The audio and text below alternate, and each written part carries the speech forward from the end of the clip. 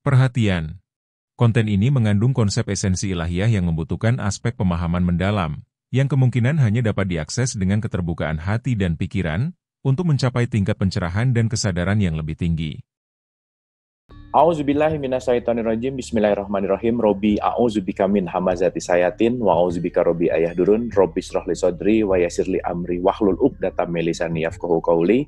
Assalamualaikum warahmatullahi wabarakatuh. Seperti biasa, kita akan berbincang-bincang dengan Mas Sony Wicaksono. Apa kabar Mas hari ini? Baik, alhamdulillah. Baik ya. Ya. Tetap semangat ya Mas ya. Nah, Oke, nah seperti biasa Mas Sony, kita akan bincang santai, kita akan diskusi, belajar sama-sama. Jadi buat pemirsa juga kita sama-sama mengosongkan gelas, kita sama-sama membuka pikiran dan membuka hati, kita sama-sama mau belajar. Karena dengan belajar, pengetahuan kita lebih luas, bukan hanya untuk jadi pengetahuan, tapi mudah-mudahan bisa menjadi kesadaran. Oke Mas, kita hari ini bicara tentang Quran lagi nih Mas. Nah menarik nih, have to know. Ada yang have to know juga ya gitu ya Qurannya Mas ya? have to know ya. Dan ada yang juga nice to know gitu. Ada yang nice to know. Nah ya. ini menarik banget Mas. Ada have to, ada nice to gitu. Nah kira-kira gimana tuh Mas Sony? Saya mau buka dulu dengan introduction ya, coba ya. Oke. Sana kenapa harus begitu ya? Kenapa ada have to know? Kenapa ada nice to know gitu ya? Jadi Allah itu kan Maha Pengasih dan Maha Penyayang. Segalanya tuh sudah dikasih, tidak terbatas, berkelimpahan, nggak ada hentinya. Allah tuh sebagai kasih sayangnya itu selalu memberi kita petunjuk, memberi berkat pada semua makhluknya, termasuk kita, tanpa terkecuali, tidak dibedakan satu sama lain gitu ya. Nah, salah satu petunjuknya itu Al-Quran ya. Sebelumnya kita udah bahas, saya mau ulangin sedikit lagi supaya lebih connect dengan yang sebelumnya. Penjelasannya itu kan sudah diberikan, segala petunjuk yang kita perlukan untuk hidup sudah diberikan, tujuan hidup sudah diberikan, kehendak Tuhan gimana sudah, kehendak Allah gimana sudah diberikan. Gak ada yang kurang, gak ada yang gak jelas. Semua yang diperlukan itu sudah dijelaskan dengan sangat gamblang ya kan. Oke. Nah, mungkin dibuka satu ayat deh, surat 14 ayat 52. Oke, kita ke surat 14 ayat 52. Iya. Ya. Oke. 14 ayat 52 itu isinya begini. A'udzubillahi minasyaitonirrajim. Bismillahirrahmanirrahim. Al-Quran ini adalah penjelasan yang sempurna bagi manusia, dan supaya mereka diberi peringatan dengannya, dan supaya mereka mengetahui bahwasannya Dia adalah Tuhan yang Maha Esa, dan agar orang-orang yang berakal mengambil pelajaran. Nah, jadi Al-Quran itu penjelasan yang sempurna. Dimaksud dengan sempurna itu artinya dia menjelaskan segala sesuatu. Segala sesuatu itu dijelaskan oleh Allah melalui Al-Quran itu ya. Surat 12 ayat 111. Oke, surat 12 ayat 111. Kita yang dibuat-buat kira-kira begitu. Oke. Sesungguhnya pada kisah-kisah mereka itu terdapat pengajaran bagi orang-orang yang mempunyai akal. Al-Quran itu bukanlah cerita yang dibuat-buat, akan tetapi membenarkan kitab-kitab yang sebelumnya dan menjelaskan segala sesuatu, dan sebagai petunjuk dan rahmat bagi kaum yang beriman. Nah, jadi Al-Quran itu sudah sempurna menjelaskan segala sesuatu. Lalu yang dimaksud segala sesuatu itu dijelaskan dengan sangat terperinci atau detail. Ya, boleh dibilang logik, urut, runtut gitu ya. Surat 11 ayat 1 ya. Ya, Kang Abu udah. Alif Lam Ra. Ya. Inilah suatu kitab yang ayat-ayatnya disusun dengan rapi serta dijelaskan secara terperinci, yang diturunkan dari sisi Allah yang Maha Bijaksana lagi Maha Tahu. Jadi ayatnya itu dijelaskan dengan rapi dan terperinci, urut, runtut. Kalau bahasa Arabnya itu tartil ya, tartil, urut, runtut. Dan menjelaskannya itu bagian demi bagian. Jadi satu bagian dijelaskan, lalu selesai dijelaskan lagi bagian yang lain ya. Surat 17 ayat 106. Ya. 17 ayat 106. Dan Al-Quran itu telah kami turunkan dengan berangsur-angsur, agar kamu membacakannya perlahan-lahan kepada manusia, dan kami menurunkannya bagian demi bagian.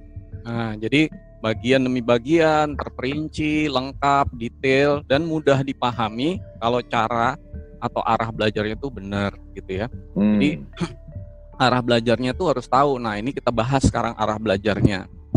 Jadi nggak setiap masalah dijelaskan di Al-Quran itu cocok buat kita. Sebagai contoh sebelumnya misalnya disebutkan lebah itu menerima wahyu kan? Ya, ya. Nah, lebah menerima wahyu untuk apa? Misalnya untuk membangun sarang, karena dia membutuhkan bagaimana cara membangun sarang. Itulah wahyu itu didapatkan langsung oleh Allah. Tapi lebah kan nggak dikasih tahu gimana caranya terbang, ya kan? Benar. Karena itu bukan kebutuhan dia gitu loh. Dan lebah dikasih wahyu bukan nyelesain masalah berantem sama tetangganya kali ya Mas ya? Karena nggak dapat madu kalau gitu. Kalau pada berantem kan paling berantem nggak paling ngumpul kan, nggak ada gitu ya kan. Nah gitu. Jadi itu pengetahuan petunjuk itu sesuai dengan apa yang kita butuhkan ya. Dan kita juga begitu. Jadi kita seringkali itu menginginkan pengetahuan atau petunjuk itu apa yang tidak kita butuhkan tapi hanya memuaskan rasa ingin tahu kita saja gitu kan. Nah, ini arah yang penting. Jadi misalnya kita pengen tahu berapa sih jumlah rambut di kepala tuh berapa gitu. Nah, itu penting nggak? Ya cuman pengen tahu aja sih. Nanti udah tahu hasilnya juga ya. Ya udah. Betul. Buat apa gitu kan? Nah, jadi ini namanya distraction bahasa Inggrisnya, mengganggu. Oke. Mengganggu. Nah, jadi yang dimaksud Allah petunjuk yang sempurna itu atau lengkap itu sesuai yang dikehendaki Allah, bukan yang kita mau. Petunjuk yang sesuai dengan tujuan Allah gitu loh. Bukan yang kita mau. Nah, inilah yang disebut sebagai petunjuk itu. Ada yang kita bahas hari ini, ada yang have to know, ada yang nice to know. Oke. Nah, tujuan Allah untuk kita ini semua supaya membuka hati, membuka Al-Quran non fisik itu kepada Allah, membuka kitab non fisik itu dengan total gitu, dengan seutuhnya, supaya tujuan Allah itu memberikan petunjuk di dalam Al-Quran non fisik ini gitu. Nah, itu namanya yang have to know. Oke. Tapi kalau kita saya pengen tahu gimana sih wujud malaikat itu, bentuknya gimana, kakinya berapa, punya tangan nggak, tangannya berapa, nah itu nice to know. Gitu. Nah itu bukan dari hati, itu biasanya dari otak, dari pikiran, pengen tahu macam-macam gitu kan. Ya pengetahuan ini kadang-kadang ada bagusnya, tapi kalau kita selalu mengarah kepada rasa ingin tahu, nanti ya kalau nanti kita dalam pelajaran ini step by step, arahnya pengen tahu, itu nggak akan merubah sikap kita kepada Allah, itu malah jadi distraction. Betul. Dan mungkin Mas kalau pengetahuan itu nanti yang akan ujung-ujungnya biasanya jadi berantem dan debat dan konflik sih sebenarnya. Ya, antara lain ciri-cirinya kayak gitu. Jadi di debat, dibicarakan sampai dengan kadang-kadang marah-marah gitu, berantem-berantem. Nah, itu artinya bukan yang Allah kehendaki, kira-kira begitu. Itu yang banyakan itu yang nice to know. Oke. Padahal definisi pengetahuan yang have to know itu adalah pengetahuan yang kalau kita dapatkan kesadarannya itu mendekatkan kita kepada Allah, membuat sikap hati kita kepada Allah makin baik gitu. Nah, segala pengetahuan yang nice to know itu hanyalah memenuhi rasa ingin tahu kita saja. Bahkan yang tadi saya bilang tuh distracted, mengganggu apa yang mau diberikan Allah pada kita. Dan seringkali ini pengetahuan untuk jika pengetahuan yang have to know itu udah disadari, maka otomatis yang nice to know itu kadang-kadang yang Tuhan mau berikan itu didapat dengan sendirinya. Tapi itu nanti aja gitu. Nah, banyak orang ya kalau ke pengajian atau datang belajar Al-Quran itu pertama kali yang ditanyakan untuk memuaskan rasa ingin tahunya dia. Benar, that's it. Padahal seharusnya kita tuh perlu meneladani cerita para nabi, atau itu kan sunnah yang harus diikuti kan. Dalam mendapatkan petunjuk itu bukan rasa ingin tahu yang dicari, tetapi biasanya tuh ya karena selalu ya ingin mencari Tuhan, mencari Allah, ingin mengenal Allah gitu. Rindu untuk mengenal, memahami, tapi berinteraksi lah dengan Allah itu kayak gimana, ya kan? Nah, misalnya sebagai contoh, Nabi Muhammad itu dalam 23 tahun diberikan wahyu, 13 tahun pertama itu hanya mengenai tauhid. Ya. Nah, jadi itu yang penting. Yang lain-lain belakangan gitu, ya kan? Nah, ketika dia di Gua Hira pertama kali hanya mengenai tauhid. Pertama kali bahkan ayatnya Iqra, baca karena kalau nggak bisa baca, gimana mau tahu petunjuk berikutnya? Gimana alat untuk membaca? Bagaimana membacanya? Nanti kita bahas di sesi berikutnya ya. Ya. Misalnya lagi Nabi Ibrahim. Nabi Ibrahim itu bermeditasi di gunung seperti disebut di dalam surat, nggak usah dibaca ya, tapi nanti dibuka boleh. 66 ayat 75 sampai 79 misalnya. Itu yang dicari adalah Allah, cari adalah Tuhan. Kayak dia bilang melihat matahari, melihat bulan, macam-macam. Dia mencari Tuhan gitu. Ini yang have to know. Nah, Nabi Musa juga mengenal Allah, tauhidnya itu ingin melihat wajah Allah. Wajah nanti kita bahas ya. Itu misalnya di surat berapa? Al-Isra, surat 7 Al-A'raf ya, ayat 142 sampai 145 gitu. Jadi tauhid atau mengenal Allah ini sangat penting. Kita harus memahami dulu ini, ilmu ini. Karena awal dari spiritual itu atau tunduk kepada Allah itu adalah mengenal Allah dulu. Atau katanya kan awaludin ma'rifatullah. Ma'rifatullah, yes. Awal dari sebuah din itu sering diterjemahkan sebagai agama, tapi nanti kita bahas bahwa itu sikap hati yang patuh kepada Allah itu karena dia mengenal dulu Allah. Nah, selama ini itu kita nggak mungkin ya, saya lah ya, jangan bicara orang lain. Saya nggak mengenal Allah, saya hanya sekedar tahu, oh Allah itu sifatnya gini, maha pengasih, maha penyayang. Tapi saya nggak mengenal. Nah, beda antara mengenal dan tahu. Betul. Bedanya itu apa? Antara tahu dan mengenal tuh bedanya adalah interaksi. Jadi sesuatu yang hanya sekedar tahu itu berarti belum ada interaksi. Kalau dia sudah mengenal, maka akan ada interaksi gitu.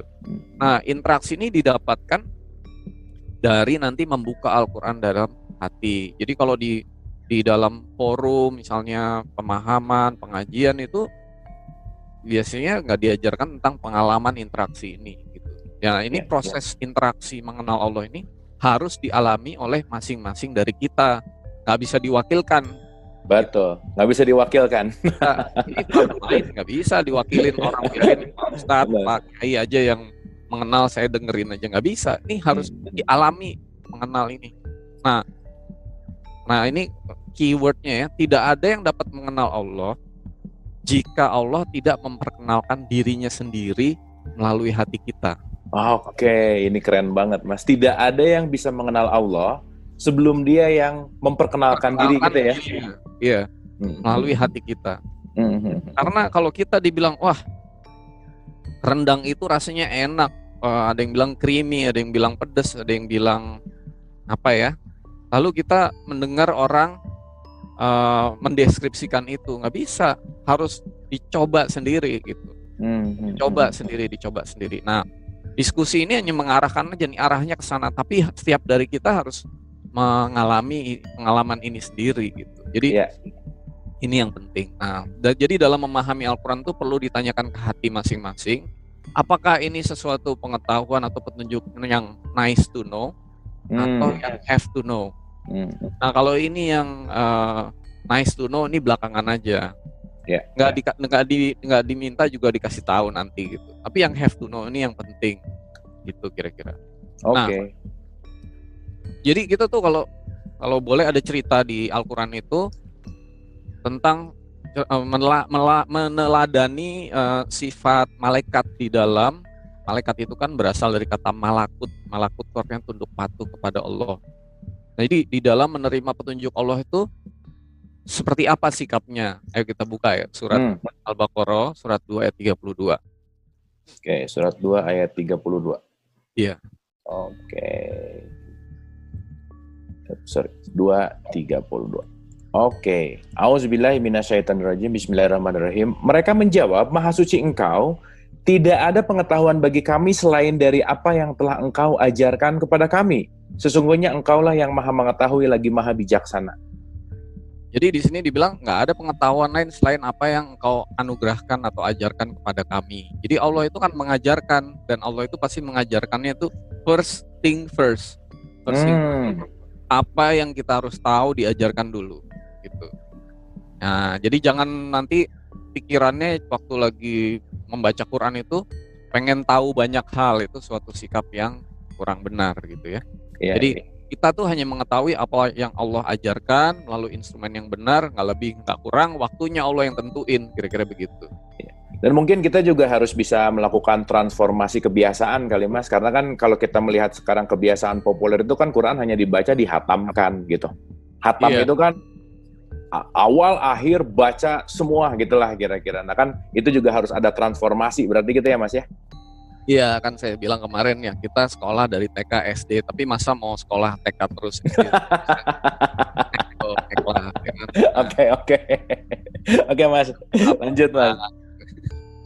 Nah, jadi ini nih sikap ini nih kayak seperti tadi malaikat itu akan mengubah sikap kita dalam menerima petunjuk dari Allah. Jadi bukan untuk memenuhi rasa ingin tahu, tetapi merubah sikap kita kepada Allah, mendekatkan diri kita kepada Allah gitu. Nah, segala pengetahuan yang tidak seperti itu berarti tidak sesuai kehendak Allah. Nah, jadi saya mau bahas dua hal nih Kang Abu. Jadi pertama ya, di satu sisi ketika pengetahuan atau konsep itu belum kita dapatkan dan kita mau cari sesuai dengan apa yang kita mau tahu atau rasa ingin tahu kita, memuaskan rasa ingin tahu kita, di satu sisi pengetahuan itu akan jadi distraction, ganggu, penghalang. Tapi di sisi lain ya, ketika kita sudah mendapatkan pengetahuan itu, padahal itu bukan sesuatu yang harusnya kita tahu, itu jadi blocking gitu. Oke. Saya ulangin ya. Kalau pengetahuan itu kita belum tahu dan kita pengen tahu, padahal Allah mau kasih yang lain, yang tadi tauhid, mengenal Allah, gimana maha pengasihnya, maafnya, segala macam itu, kita pengen tahu misalnya, wah berapa jumlah rambut di kepala saya misalnya atau itu menjadi distraction. Tetapi kalau misalnya saya udah tahu sesuatu yang tadi nggak penting-penting itu tuh, lalu Allah mau kasih petunjuk, kan udah tertutup itu, jadi blocking. Iya. Itu jadi distraction, di sisi lain jadi blocking gitu. Oke. Nah, jadi semua penerima petunjuk Allah yang benar itu arahnya harus benar. Nah, makanya di Al-Quran itu ada satu konsep atau satu ini yang sangat bagus, yaitu ummi. Ya, ummi. Kan sering disebut Nabi Muhammad itu ummi kan. Nah, sekarang kita bahas deh ummi itu apa, ya kan? Oke. Jadi ummi itu bukan tidak bisa baca, bukan tidak bisa menulis. Nanti saya bahas sedikit Nabi Muhammad masa nggak bisa baca gitu. Ummi itu artinya bebas konsep, tidak distracted, tidak blocking, itu artinya ummi.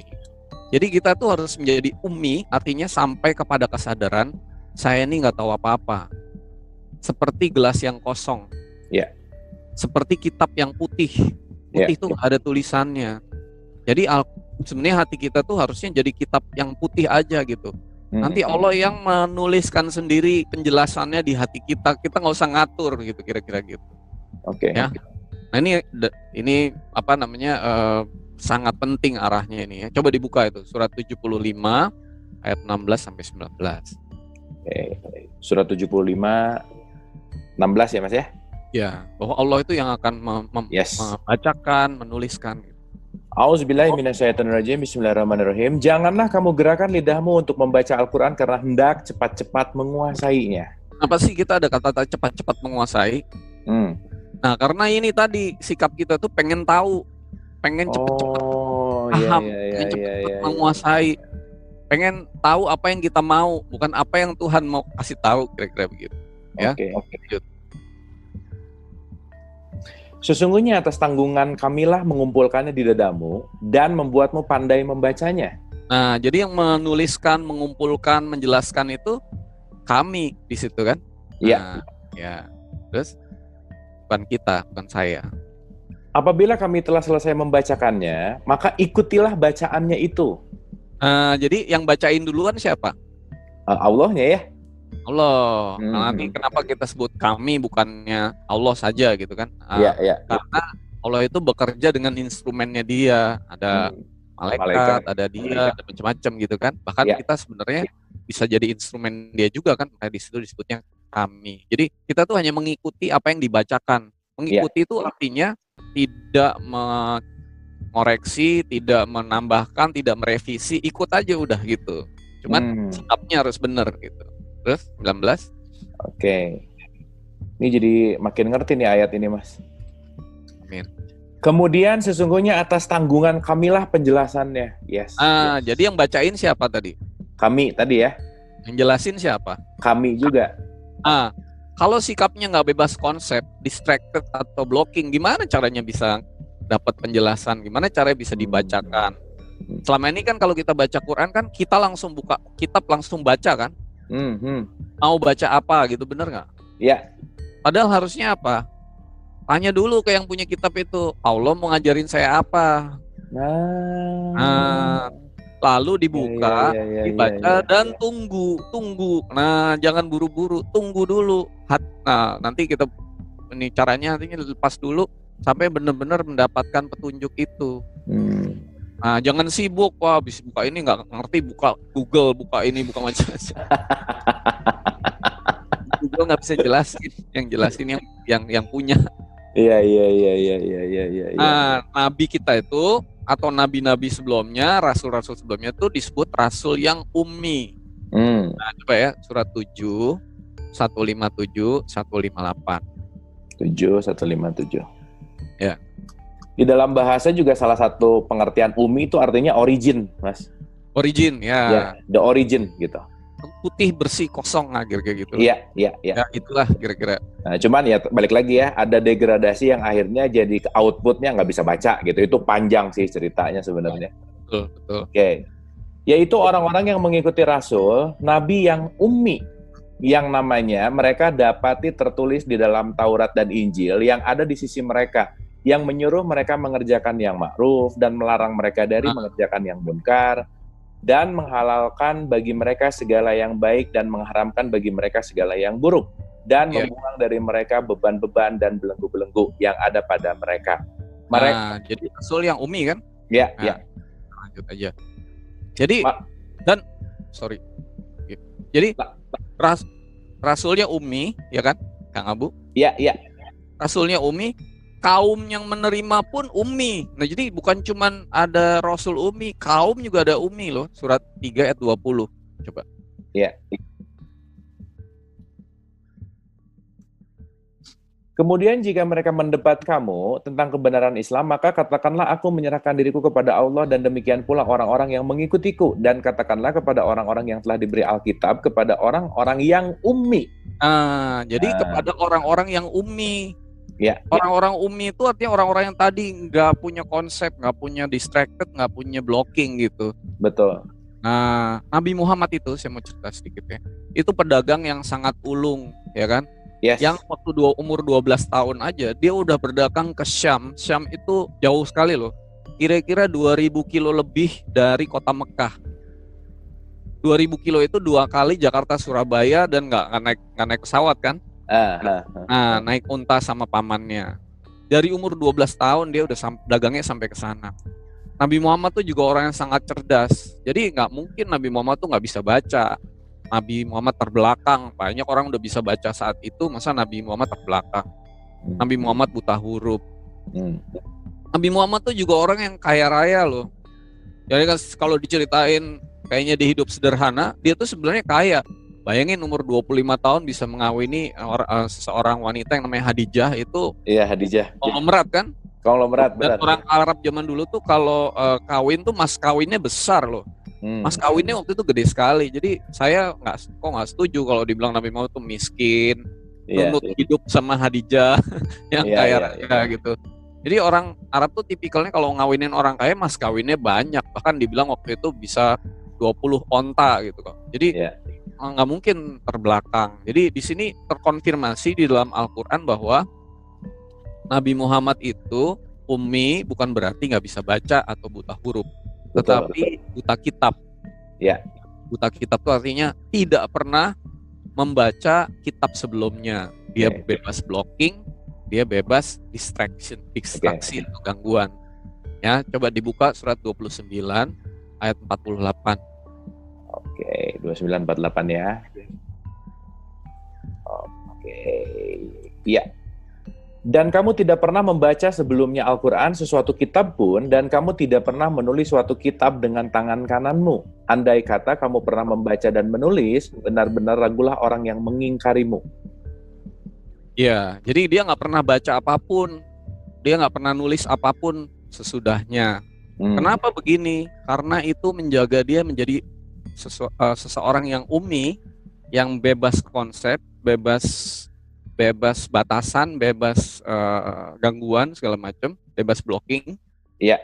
Sehingga petunjuk Allah yang diberikan itu bisa diterima dengan baik. Jadi dikatakan bahwa supaya petunjuk itu juga nggak tercampur-campur antara apa yang ditunjukin sama apa pengetahuan yang didapatkan. Kira-kira begitu. Ya, dan ini Mas, mungkin aku jadi ingat ada satu perspektif bahwa memang dikatakan buta huruf itu juga, buta huruf itu dalam artian Nabi Muhammad memang tidak membaca huruf dalam memahami kalimatnya Allah gitu Mas, kira-kira. Betul, karena bentuknya bukan huruf. Makanya dia mengatakan la sautin wala harfun gitu, nggak ada suaranya, nggak ada hurufnya, maka dia disebut buta huruf itu memang benar-benar purely gitu. Purely itu nggak ada hurufnya, nggak ada suaranya, bahwa ini datang dari Allah. Nah, cuman balik lagi, diartikan buta huruf sekarang dengan penurunan degradasi kesadarannya bahwa yang nggak bisa baca hukum langit gitu misalnya, nggak gitu sih intinya.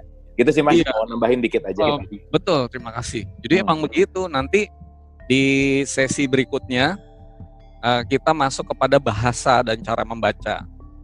Nah, itu nanti akan dibahas tentang bahasanya gimana, cara bacanya gimana, apa itu Iqra gitu, pelan-pelan ya. Sip. Berproses. Nah, coba saya buka ya, coba dibuka tadi surat 3 ayat 75. Oke. Ya. 3:75. Di antara ahli kitab ada orang yang jika kamu mempercayakan kepada harta yang banyak, dikembalikannya kepadamu, dan di antara mereka ada orang yang jika kamu mempercayakan kepadanya 1 dinar, tidak dikembalikannya kepadamu, kecuali jika kamu selalu menagihnya. Yang demikian itu lantaran mereka mengatakan tidak ada dosa bagi kami terhadap orang-orang ummi. Mereka berkata dusta terhadap Allah, padahal mereka mengetahui.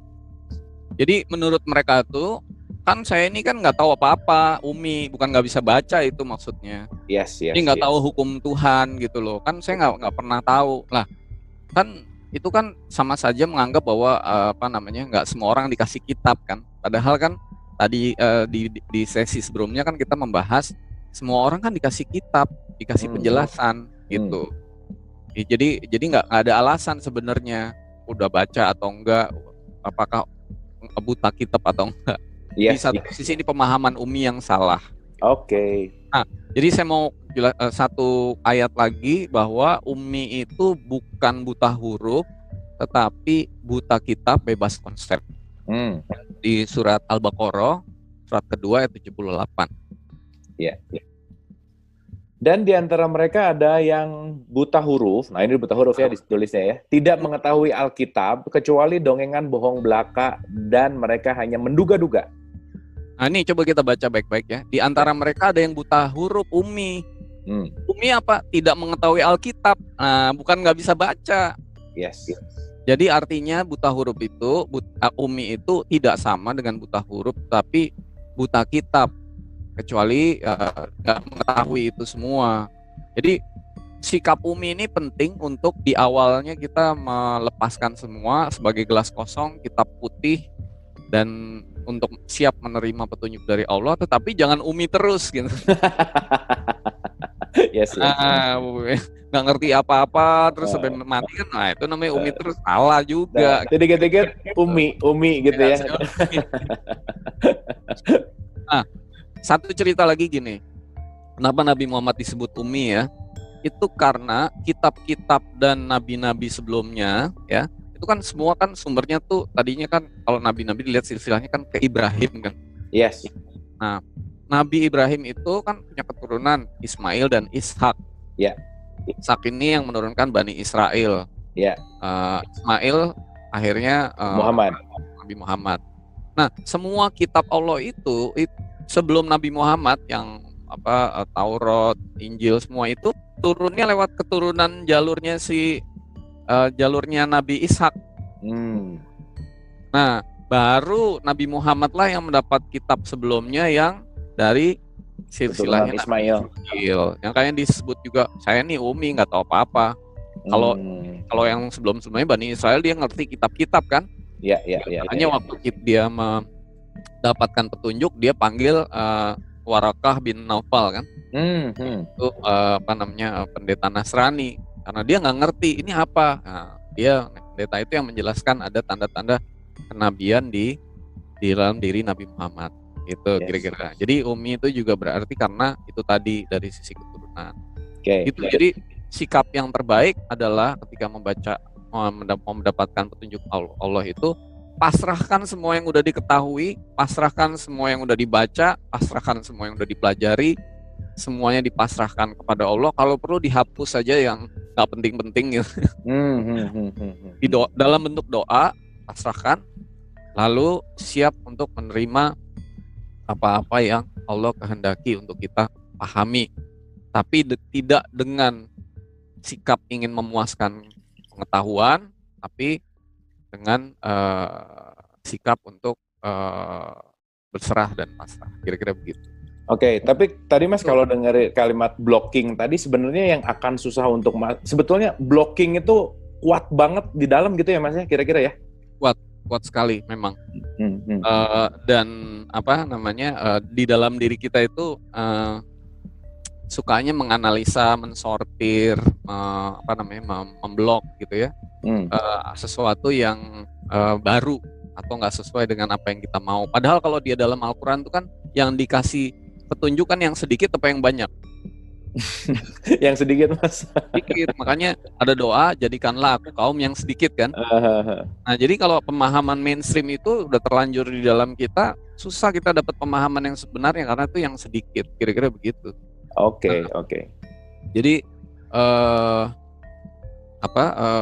karena pemahaman yang sedikit seperti itu, maka ya kita kalau menjadi kaum yang pengajar ini nggak mainstream gitu ya, ya maaf. Oke. Makanya ini yang hadir juga nggak banyak-banyak Mas, sedikit Mas, karena ini memang kelompok yang sedikit kayaknya. Nah, tapi kehendak Allah lah yang sedikit ini suatu hari nanti, terutama di akhir-akhir itu menjadi banyak kan? Iya. Nah ya udah kita di dalam rencana itu aja. Kita di dalam rencana aja lah. Yang penting mengalir dan terus sesuai dengan apa yang diinginkan gitu ya, kira-kira ya Mas ya. Iya betul. Oke, luar biasa Mas. Jadi mungkin kalau aku recap dari episode kita ini bahwa kalau kita sibuk dengan ingin tahu, itu akan jadi distraction, jadinya tergesa-gesa. Tahu hari ini begini, besoknya pengen tambah, yang akhirnya nggak dapat esensinya juga. Tapi yang menarik lagi adalah begitu pengetahuan itu sudah di dalam diri menjadi blocking juga, begitu nanti datang yang aslinya juga jadi ketutup juga gitu ya, kira-kira ya Mas. Betul. Jadi kalau saya boleh recap juga sedikit ya. Iya, silakan. Jadi kalau kita ingin mendapat petunjuk Allah, lagi berupa Al-Quran yang sejati begitu, sikap yang terbaik adalah sikap seperti tadi kita sebut malaikat itu. Saya nggak tahu kecuali apa yang Allah anugerahkan kepada saya. Atau setiap manusia yang umi itu artinya jadilah kitab yang putih dan kosong, nggak ada apapun, dan pasrahkan saja kepada Allah, hanya kepada Allah lah untuk menuliskan sesuai dengan kehendaknya. Nah arah pelajaran atau petunjuk spiritual itu bukan untuk jadi serba tahu, bukan untuk memuaskan pengetahuan. Nah pengetahuan dan itu semua nanti kita tinggal di kuburan. Betul. Tapi untuk lebih pasrah kepada Allah. Jadi pasrah itu artinya bahasa Inggrisnya itu total surrender atau berserah total submission. Nah, pertama kali yang harus dipasrahkan dan diserahkan ketika kita mau belajar petunjuk dari Allah itu adalah konsep dan pengetahuan itu. Justru ya Mas ya. Iya, itu. Dimulai dari kalau mau memasrahkan Islam ya sesungguhnya yaitu total surrender dan total submission, yang harus dipasrahkan pertama adalah konsep dan pengetahuan apa yang sudah diketahui sebelumnya yang membatasi dan menghalangi petunjuk yang akan diberikan oleh Allah itu yang pertama kali, karena itu yang akan nanti menghalangi. Tapi jujur Mas, itu sebenarnya yang paling susah juga Mas. Itu yang paling kenapa sih kita suka bilang susah gitu? Susah itu kalau dilakuin sendiri kan? Siapa yang suruh melakukannya sendirian? Ya kan? Makanya pentingnya pasrah itu yang melakukan siapa setelah dipasrahkan? Nah kan? Iya. Jadi kalau sudah sesuatu kita pasrahkan, maka ilmu tertinggi itu pasrah. Betul. Nah, jadinya nggak ada yang susah, betul nggak? Iya. Nah, memang ini enak diomongin, Nah, tapi pasrah sendiri itu wah, itu. Nah, jadi sesi berikutnya nih, saya nggak tahu sesi berapa gitu, mungkin season 2, 3 gitu, saya akan kita diskusi ya. Bagaimana sih konsep pasrah total, berserah total itu, sehingga kita bisa capai istilahnya Islam yang kafah, yaitu pasrah yang seutuhnya, kira-kira begitu. Oke, Mas Sony, very good conversation ya di episode ini, ya di episode berikutnya sebelumnya juga seperti biasa gitu ya, ini keren banget. Oke, final statement mungkin Mas untuk episode ini sedikit. Iya, jadi mengapa ketika orang-orang yang mendapat pencerahan itu banyak dapatnya bukan di mana namanya di kelas atau di mana di diskusi atau di sekolah, di pesantren, di mana ya? Karena malah dia dapatnya di lagi meditasi, lagi kontemplasi, lagi tahanuts, lagi iktikaf, lagi diam. Itu tadi karena salah satu sikapnya itu hanya adalah dengan cara pasrah dan berserah. Jadi seperti manusia yang umi menjadi seperti sikap malakut yang ya udah deh terserah Tuhan yang bagaimana caranya untuk memberikan pengetahuan. Oh, satu yang menarik. Ada pertanyaan mungkin begini ya. Lalu gimana kalau kita lagi dalam posisi atau state of heart, state of mind, posisi hati atau pikiran yang sedang begitu, lalu apakah ini benar-benar dari Allah? Jangan-jangan ini bukan dari Allah gitu. Dari misalnya dari yang lain kan. Atau diri sendiri atau yang lain. Nah, itu makanya pentingnya bahwa segala sesuatu tuh harus dipakai dengan menggunakan hati. Jadi nanti bertahanus, bermeditasi, membaca Al-Qur'an, segala-galanya itu pakai hati. Dan hatinya harus paling dalam. Karena hati itu adalah instrumen yang tidak bisa diakses oleh siapapun kecuali Allah. Oke. Nah, jadi kalau meditasinya udah pakai instrumen yang benar, alatnya benar, jangan takut bahwa itu nanti akan diberikan petunjuk dari yang lain. Oke. Karena hati itu bahkan malaikat Jibril aja nggak bisa mengakses. That's it. Hanya Allah yang bisa. Iya. Allah yang bisa. Jadi instrumennya sendiri tuh udah aman gitu. Kalau dibilang apa? Anti hoax, hati itu nggak ada hoaxnya gitu ya. Nggak bisa di jamming, jadi nggak bisa masuk. Nggak bisa dihack, Mas. Nggak bisa dihack, iya nggak bisa. Tadi menarik sih. Hati yang benar, lebih dalam. Apalagi nanti kita tahu dipasrahkan segala-galanya dulu, supaya kitanya nggak ikut di situ. Nah, itu udah benar-benar jalurnya udah benar. Jangan takut bahwa itu kebenaran yang diterima bukan yang hakikat sebenarnya yang dari Allah. Oke, Mas Sony. Kalau mau dibaca satu ayat lagi terakhir. Oke, satu ayat terakhir. 51. 17 ayat 51. Terakhir 17:51. Atau suatu makhluk dari makhluk yang 17:51 ya, Mas ya? Sorry. Sebentar ya. Bukan 17:51. Surat berapa ya? Apa yang isinya gimana? Diturunkan dengan cara yang benar. Sebentar, 17 ayat 105 kali ya, Mas ya? 17 ayat 105, betul. Oke, 51. Ya. Kita buka dulu 17:105. Oke. Dan kami turunkan Al-Quran itu dengan sebenar-benarnya, dan Al-Quran itu telah turun dengan membawa kebenaran.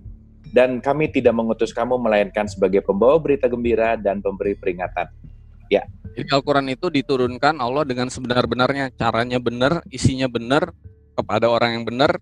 Semua petunjuknya itu sesuai dengan kebutuhan dia, step by step. Jadi nggak ada yang salah. Kalau ada yang salah berarti yang di depan cermin yang salah.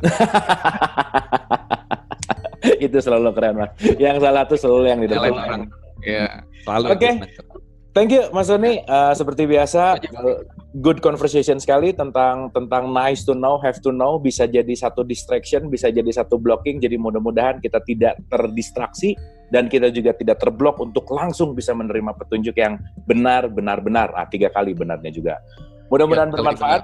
Nah, mudah-mudahan bermanfaat diskusi kita ini. Terima kasih atas kebersamaannya. Sampai jumpa di episode yang akan datang. Wabillahi taufiq wal hidayah. Assalamualaikum warahmatullahi wabarakatuh. Waalaikumsalam.